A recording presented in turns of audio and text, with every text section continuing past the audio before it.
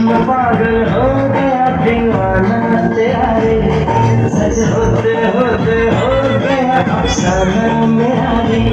माहिया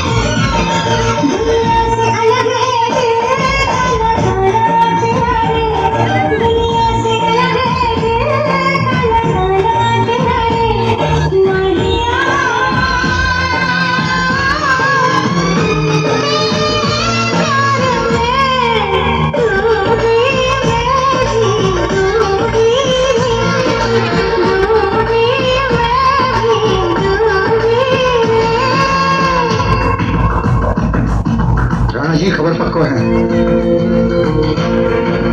वो दुर्गा आज रात अपने यार के साथ मेले में जाने वाली है। आज की रात उस लौंडे की आखिरी रात होगी। राणा से दुश्मनी लेने का मतलब है ये बंदूक और उसका सर।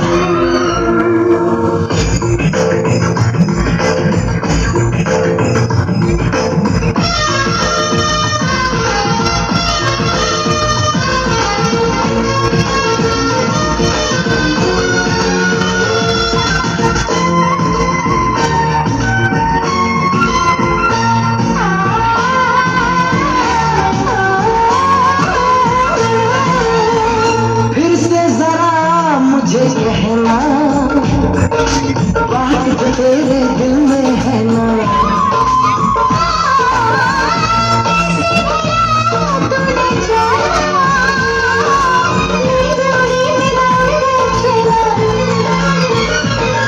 धीरे से मुझे बतला गया शर्माना तेरा रे, धीरे से मुझे बतला गया शर्माना तेरा